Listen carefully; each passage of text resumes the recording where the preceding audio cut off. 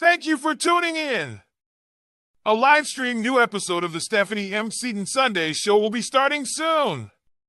With your host, minister, and author Stephanie M. Seaton. If you would like to be a guest on the Stephanie M. Seaton Sunday Show, email Stephanie at stephaniemseatontheauthor@gmail.com.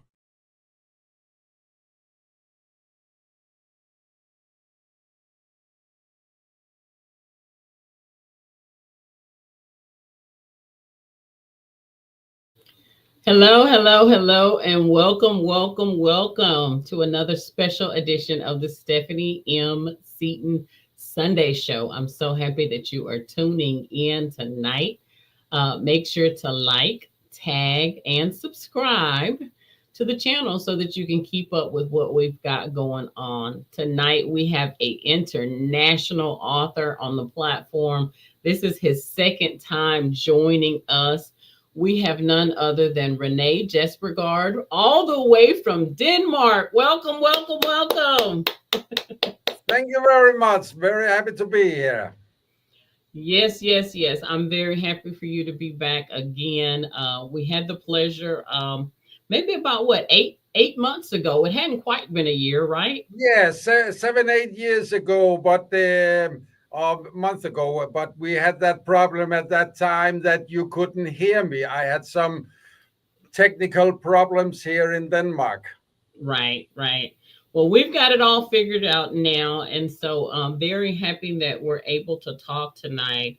I want you to share tonight about your books. I know that you have 3 amazing projects that you've written on. We just talked a few minutes about the fact that you're going to be continuing to write. And so tonight, I'm going to let you share all things that you've got going on. We're going to share your links and everything. Let's get started by you letting our guests know, who is René Jespersgaard? As I said, I'm from Denmark. I'm 62 years old. I have a son. There are 30. He is born in Greenland. I have most of my life worked in the building and construction business as an advisor and manager. I did that until I was getting sick back in 2013. I was sick for 2 years, and after that time, I have to think much about my life, how I want to continue my life for the future. So I changed a lot of things. Instead of thinking of earning a lot of money, I start as a home care nurse, which I'm very happy to do. Yeah. And even I'm earning only half of the salary as I did before. I'm much more satisfied with my work and my private life.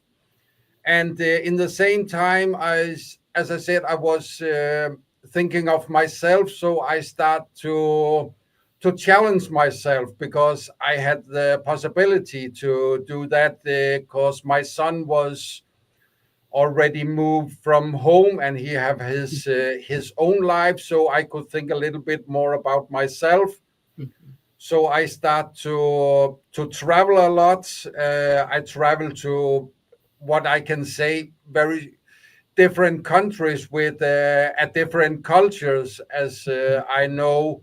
And I also start to challenge myself in the way of hiking mountains. I got a license for diving, and for only 2 years ago, I also got the license for motorbike. So I got a motorbike in the age of 60. Okay. It's All right. never too late. Never too late. You are Never too late adventurous. to try something new. Yeah. And my son was laughing just as you did before when Yeah. I show him my license for motorbike. Yeah. But then I also want to challenge myself. I have always writing a lot, but that is just small stories for myself or friends, but this time I want to see if I could write a whole book and also got it public. And then I was thinking of how I could start, and then I figure out that I had some experience. There was very emotion Mm. and something I would like to tell everybody who wants to listen to me. That was some terrible experience, especially in Japan and Malta. Yeah. I had been living with private families in Japan. Hmm. They have that very big problem that in Japan it is not normally to have what they call a half kid. That means a wife and a husband. If they have a kid, they not both of them. In this situation, the wife had a kid, had a daughter. There was not the husband's kids, Hmm. and that is not normally and not acceptable in Japan. Yeah. And I can say that the husband got the possibilities from his own family, from his parents, his aunts, his niece and uncles, that if he want to stay with his wife, then they had to get rid of the what they call the half Child. Hmm. child, or he will get uh, he will lose all the context to his real family. His parents don't want to have anything to do with him with if he stayed with his wife. Mm, that's sad. That is very sad, and he realized that his parents has got in contact with one of the biggest mafia in Japan, where it is very, I cannot say it's normally, but it happened very often that they kidnap small kids, street kids, or what I call half kids, and then sell them to the Russian or to the American people, Wow. because it's not a culture, it's not tradition in Japan to have half kids. So that is why it is acceptable Mm. to let kids getting kidnapped and sell them to businessmen in particularly those two very big countries, Russia and America. That's very sad. And you saw this firsthand, and I can only imagine how that made you feel. Probably like, is this real? Right? Like, It's yes, because it is totally strange for me, and it was very very weird, and I don't know if the solution was the best one, but I now know that the wife and husband are apart. They are not together anymore because the husband didn't want to lose his contact to his real family, and he could not accept that the kid he loved very much was kidnapped. So he find that was the only right things to do to get the divorce and don't have any more contact to the woman he really loved. wow, that is So so sad. yes, so that was one thing that was that had touched my heart very much. I would like to write about, and the other thing was things I have experienced in Malta, a small country in the Mediterranean. Yeah. I had lived together with with some Russians in Malta, Okay. and they was when I came there. I was visiting them only for to see why it is so great for Russian to live in Malta, Mm-hmm. and they was not shy. They showed me everything. They told me everything. They said that Malta is a great country because just Mm-hmm. south of Malta is Africa, north of Malta is Europe, and east is the Middle East. So no matter what what your business is, are you selling caviar, gold, drugs, women, you are very near to all your customers. That's something. They were right in the middle.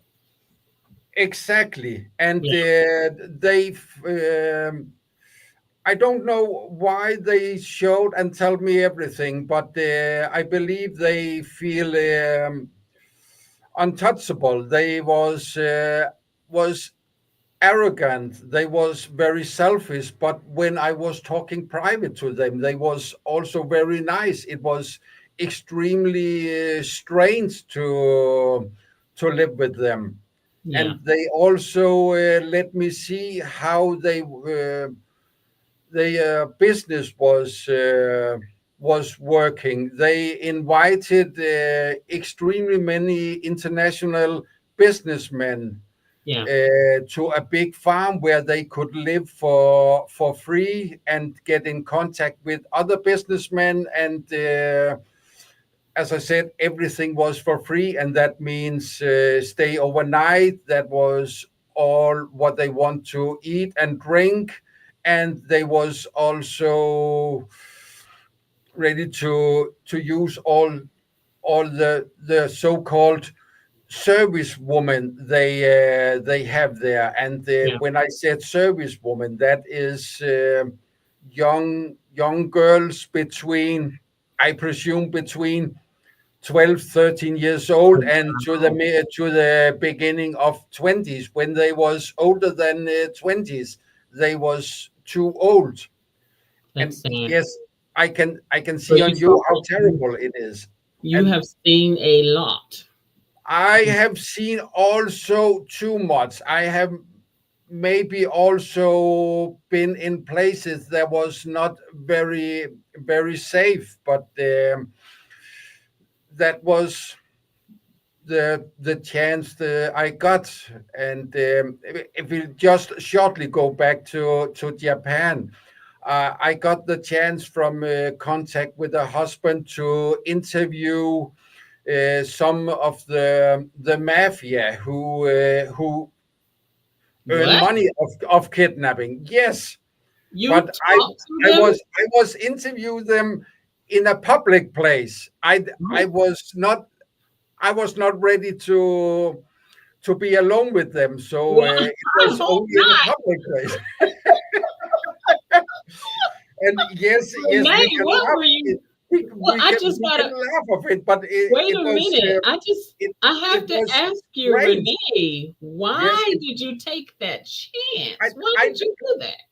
I don't I don't know. Now was there, and I got the chance. At the most strange of it was when I was talking with those two young men. I presume that was in the middle of the 30s, and they was very nice. They was smiling, and they was really believing that they was doing something good for the Japanese tradition and Japanese culture, to make sure that there are no street kids or half kids, and in the same time they could also earn some money about it. It was big Wow. business.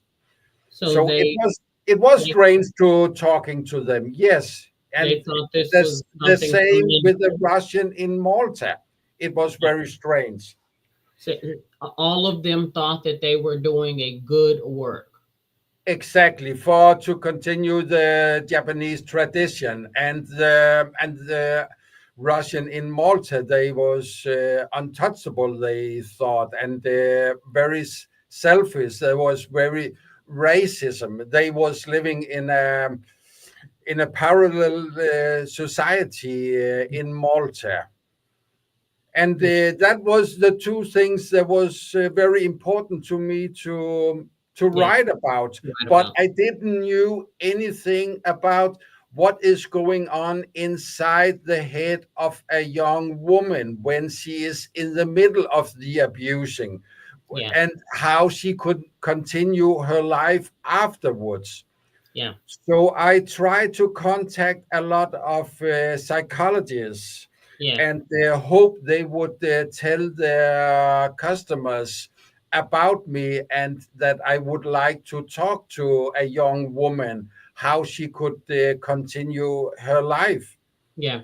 And then I got suddenly a contact, an email from a young woman named Sophie. Yes.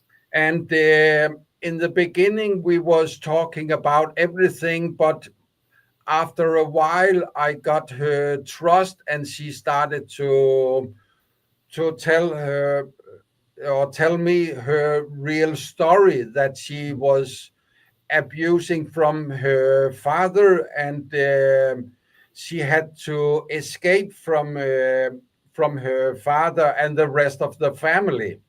So hold And on. what has happened to Hold on her. just a minute. Just a minute, Renee. Let me let the audience know what you're about to talk about now are your very first two books.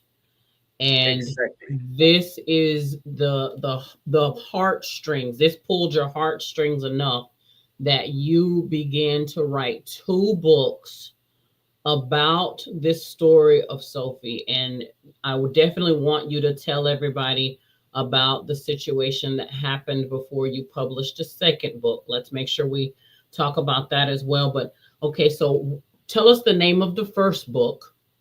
The name of the first book is, when I translate it directly, is When Faith Wins. And Mm, that is the true story and the true past of Sophie's life. yeah. When she was in a great family, she have a brother, mom and dad, and they had normally life. The problems for her started when she was 13. She got abused by her dad, and she was. It was so terrible for her, but she was afraid to tell her mom about it, but because they was a very religious family, and they was Catholic, and something like that should not happen in a family. So she didn't tell anyone except from her very best friend. And together with her, she escaped to another country, and that is all the problem, not only in the family, but also the problem she got afterwards. And those problem was almost exactly the same as I have experienced in Japan and Malta. She was been kidnapped and sold, and lived as what I call the service woman, who has Yeah. to be there for older men whenever they need it. And And it's in she. the end, after we have never met, we have always only had the video calls on Skype. Okay. And in the end, I got her trust, and she told me the whole story. Hmm. And then she also accepted that I wrote her story, but she had a few things she I have to be prepared of, that the story should be totally honest, she don't want that I keep secrets in it. So it's a very hard book to write because Mm. I'm writing what happened to her. Yes. The only thing that are not real in the book is the end of the book, because she want me to write the end of the book as she wanted Hmm. that her relationship to her dad should end, not as it ended in real, but was what her dream and her wishes was Wow. of ending. That is the only thing in the book that are not true. That's powerful. Yes, That and is I so just powerful. just like books and movies, there are always a little side story, and I have some very personally experience about financially men behind drugs deals. That is something that had happened to someone extremely close to me. Someone I have helped a lot for to get out of the problem of buying drugs. He had been using drugs for many years, and as the most people who are using drugs will also have problems with the financially men behind it, and Hmm. in that way I have helped him, and Yeah. I find that as a good side story in the books. I have done things for to help him that not many people knows. I have also do things that not only he knows himself, and something I maybe not should talk about. But Right. I have wrote a little bit about that also in my In the book. book. So that is a little side story. Okay. Let me ask you this. What is the name of the second book, which kind of goes more into detail about Sophie's story? What is the name of the second book? The second book is this translated Love and Demons.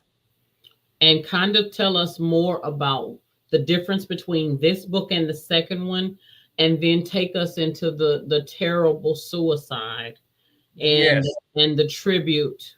Please tell us more about that. yes. As said, the first book is Sophie's real past. And after that book got public, we continue our connection. We continue to talk still only on Skype. And she was ready to, just as me, to write a second book, and we figure out that it could be a good idea to talk about her dreams, her wishes, but also about her fear for own future. So I asked her a lot of things, and about what her wishes was, and make her think about in different situation how she would react, what she would do, what would she say, and so that is what the second book is about. That is about what she was thinking, what she was hoping Mhm. for her life in the future. And Yeah. she had really extremely much love inside. Her biggest hope was to get back to her family, to her mom, and to her brother. But she realized also that she had something inside, some, therefore the name. She had also some demons. She had very difficult for her to trust or um, all other adult people. Yeah. So the second book is about the future she had in her head. Yeah. Yeah. And when the book was finished, my manuscript was finished. that was few weeks before Christmas. She was very happy that it was finished, and she had told me her story, and it could get public. Mm. And I believe one day between Christmas and New Year, we had our longest talk on Skype. I believe more than 4 hours, and she was extremely happy. I have never seen and hear her so happy for Hmm. the more than 2 years we have been in contact. Yeah. And after that, I heard nothing from her in about 2 months, and then suddenly I got an email from her aunt, and there was a link on that email, and that was a personally suicide note from Sophie to me. And that was something I have not thought at all. I had really thought that she was going in the right direction because it sounds like she believed in the future, but Yeah. she have ended her life, and Let me ask you a that question. is and that is a suicide. No, I have published on Instagram. It's possible to read it there, and Let me, I let have me I ask you. have I have spoken to some professional Yeah. why she was so happy when I spoke to her the last time, and then she suddenly got suicide. And they said that was not as surprising because all her dreams had gotten through. Her story, her past, her life, her future was getting public in my two books, and that was all she was dreaming of. And Yeah. suddenly she had also figured out how she could get rid of all her demons. Even the solution was suicide. That's what she thought. Yeah. It's Yes, sad, but she had convinced herself that that was the only way she could escape yes. It what sounds she that was that feeling. her demons was too big, so she maybe didn't thought she could have a good life. It's so sad. So it was really terrible. I was not sure that I should publish my second book, but then I also realized that was what What Sophie you want, wants. right? Yes. Yes. So when I stopped the book was only for to write a short memory note in the beginning of the book for Yeah. to honor her, and Yes. her the Mm, story of in my first book started when she was 13, and she made suicide when she was 25 years old. Wow. That So that that is amazing that she trusted you to tell her story. I'm just imagining, me myself coming from a troubled life, thinking that, she opened up, she trusted you to tell her story.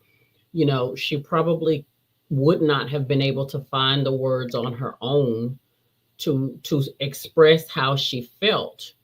yes, And because then, I believe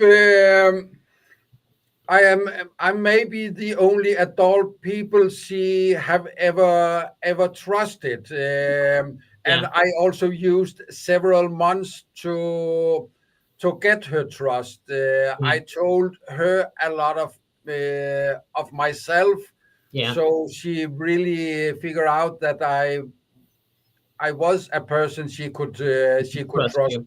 Also, maybe also because we never met in real, it was more easy for her to talk to me when it was only on video call. That could Wow. also be a possibility.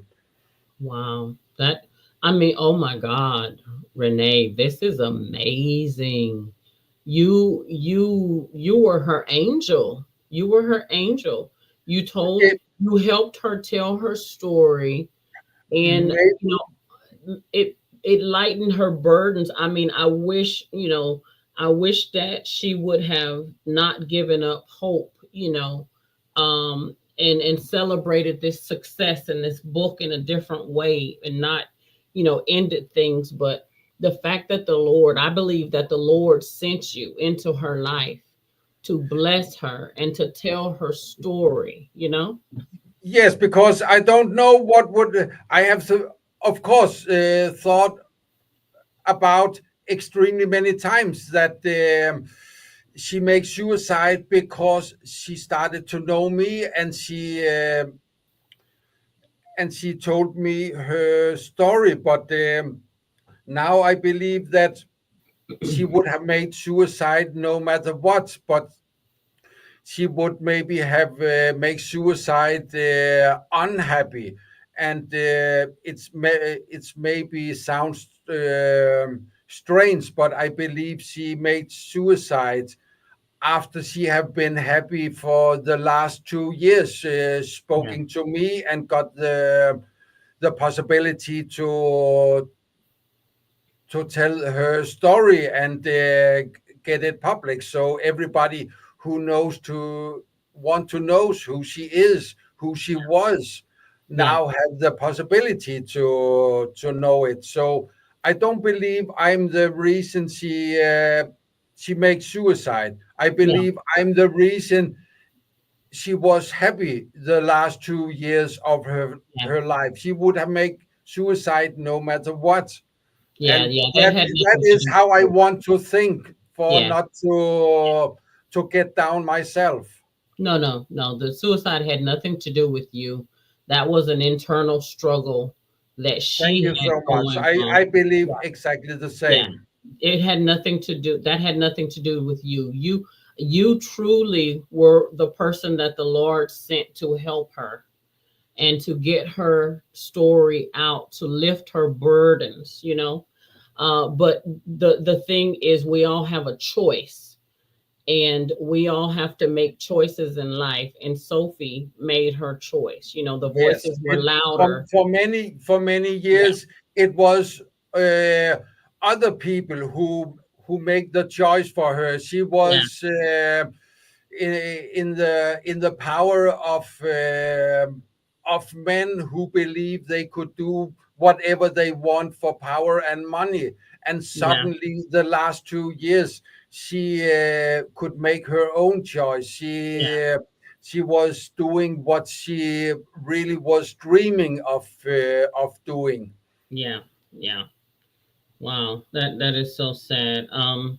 So let's talk a little bit about your third book. I definitely want to talk about that before we end. You talked a little bit about living in two different areas and being able to see the difference between the possibilities of what it would be like to live in a rich community and a poor community, and being able to make the comparison of the choices that people make depending on where you live. And for you, you got to do the Philippines and Denmark, which of course is your country. Yeah, Um, Kind of tell us a little bit about that. And that is in your book, A Weekend Trip in Paradoxes. So kind of tell us a little bit about that. exactly this one. Yes, as you said, I'm living in Denmark, the extremely safe country. Uh, for sure, one of the richest country in the world. We have a free education. We have free hospitals. We have financial security if we don't have work. As we have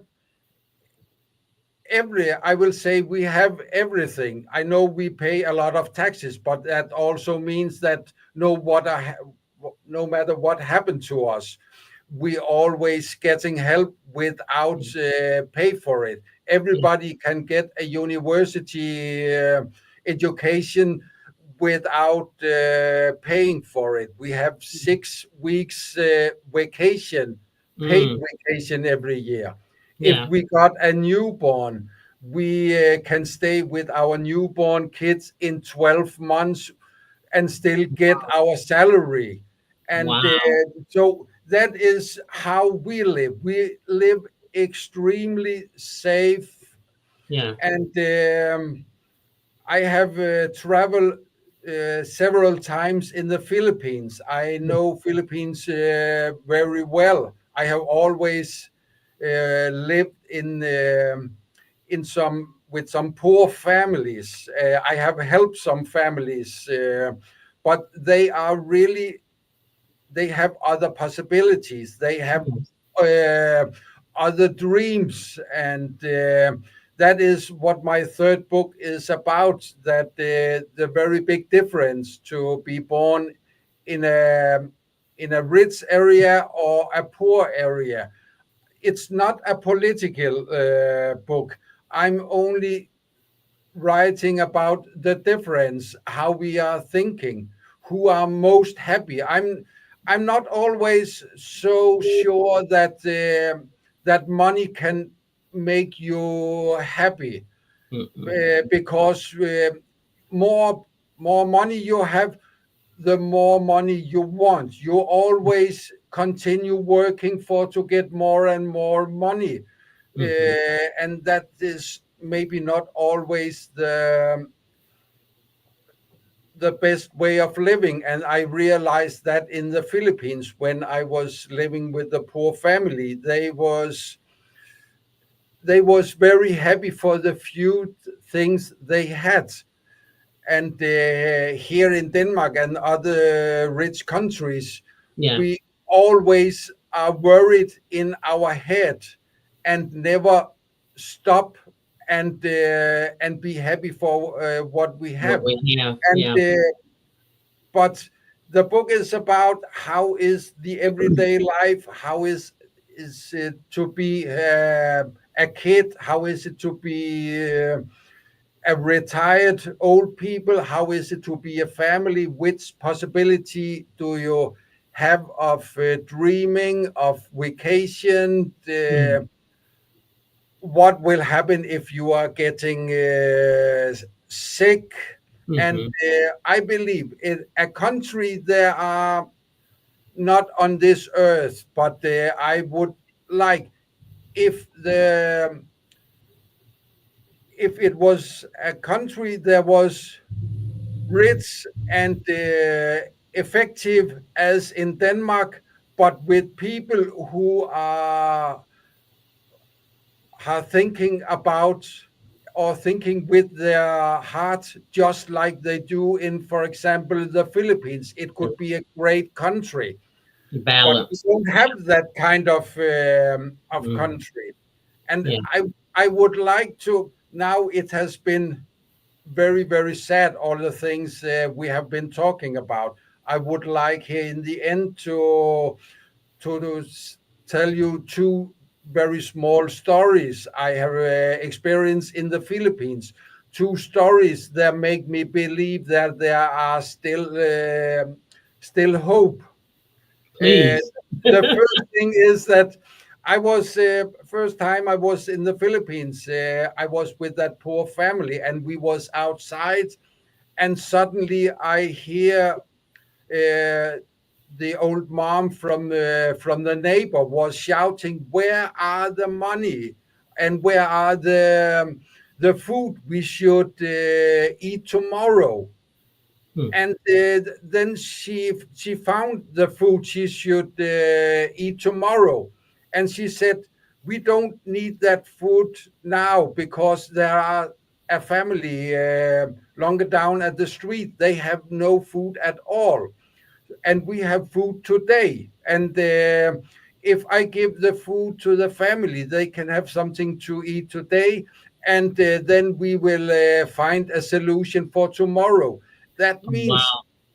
she was only thinking about, we have food today, don't worry about tomorrow. And Yeah. in a rich country, we always thinking about, have we money enough for the next 10 years? Have we money enough for when Hmm. we are retired? And Right. Right. No, she was only thinking about the family, and they could find a new solution for tomorrow. They are only Wow. thinking 24 hours ahead. Yeah. And I found that extremely wonderful to hear that. And I got good friends with that family also. I start to helping them also. They didn't knew me at all, but it really touched my heart. And the other thing that I believe you found that very strange also, because I was talking to a family I should visit, and I asked them if there was a hotel very near where they was living so I could live there, and they said that was crazy. I should not live on a hotel and use money for that. I could live at in their home. They have plenty of space, because they was only 11 in the family, and they have 36 square meters, so they have plenty of time, a place for me also. I don't know how many in Rich County who are thinking that 36 square meters and 11 people is plenty of space, but that was how they were thinking. Yeah. There Yeah. was there was five in the living room, and four in a small bedroom, and two in a room I will not call a real room, but they was they was happy, and they Yeah. said that I could live there also, and I lived there the 2 days and the first 2 nights, and then they I I told them that it could be a good idea that I was living in a small hotel in the rest of the time I was there, and then I could be with them when I get up in in the morning.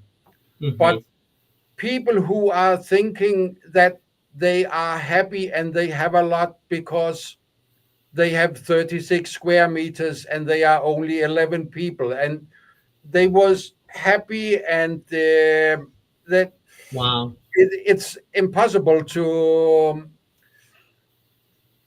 think about. You have to explore it for to make the feeling how they are thinking.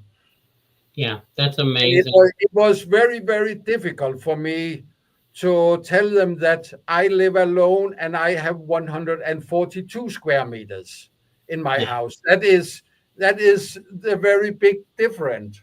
And Yeah. I don't believe I'm more happy than they are. Right. Yeah.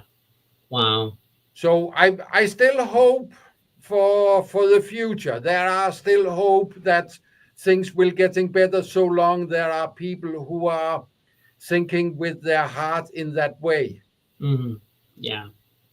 And that is what my third book is about, Yeah. the very big difference. And maybe the rich people are not more happy than people who can survive but still are poor people. Yeah. Well, I agree with you that it would be nice if there were a balance in the middle with having the money but having the heart, because that Exactly. would definitely bring a balance to where we would see each other much differently, wouldn't we? Yes. Yeah. Well, I tell you what. Such a small world and so big difference. Yeah. Yeah. Renee, it has been an absolute pleasure talking to you tonight and hearing more about the amazing books. And listen, I'm still not over you talking to the mafia. I don't know But what remember, you were thinking. I did it in public. There was several Yeah, people around us. They couldn't hear us, but they, listen, don't do that again, okay? Do not do that again. I promise you. I promise you. Well, listen, I am going to put your links back up again.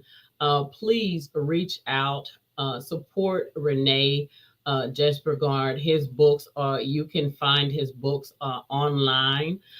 You can also find him on Instagram and on Facebook. make sure, no matter what time you watch this interview, you can click and see these links. Make sure to support him and these amazing projects that he's done. I'm sure you now want to know more about Sophie's life and hear more about the distinctions between Denmark and the Philippines in his third book as well. So again, thank you so much for being here tonight, all the way from Denmark. I appreciate you.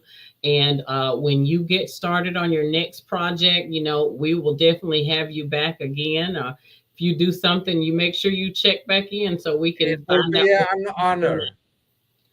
Thank you. Thank you so much.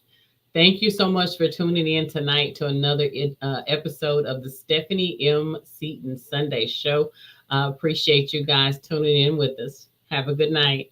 Thank you. Good night. I go back to bed. It's late here. Yes, yes. Thank you. Good night. Thank you. Good night. Bye-bye.